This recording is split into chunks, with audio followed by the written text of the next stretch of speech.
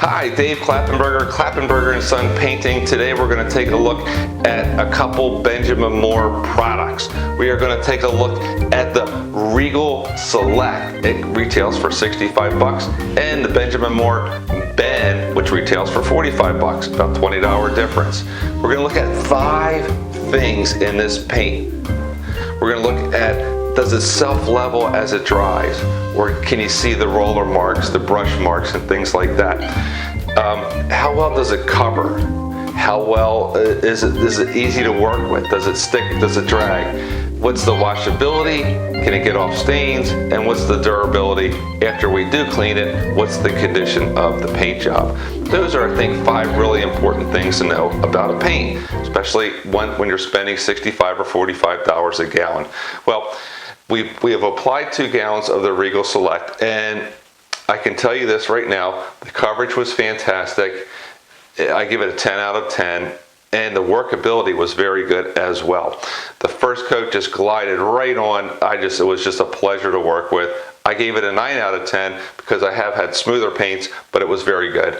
And the second coat had a little bit of stickiness on top of each other, so it's still easy to work with, but I gave it an overall score of 8.5 out of 10.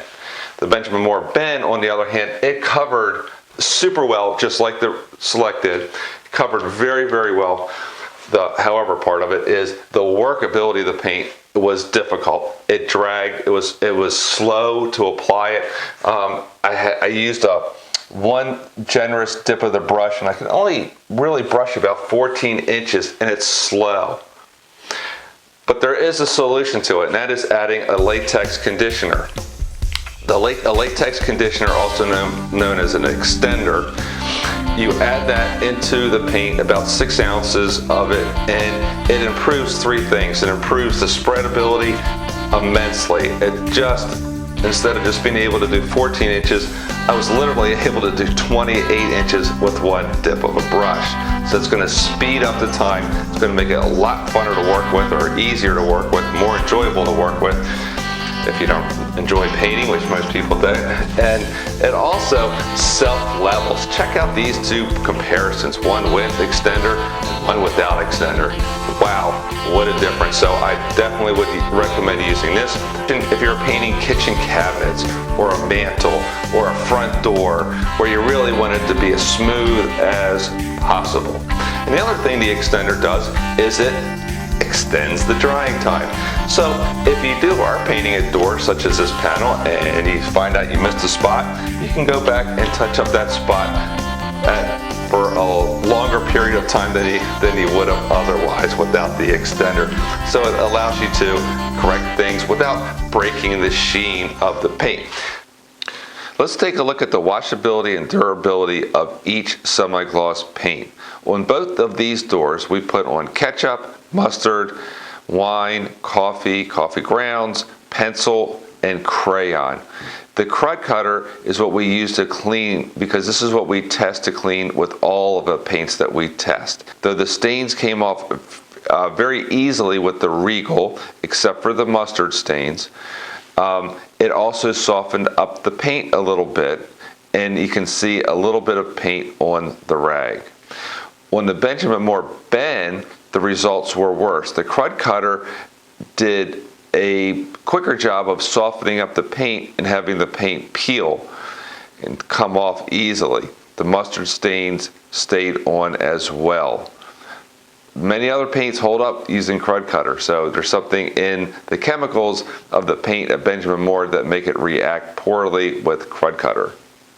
All right, let's review these 2 Benjamin Moore semi-glosses. The Regal coming up first.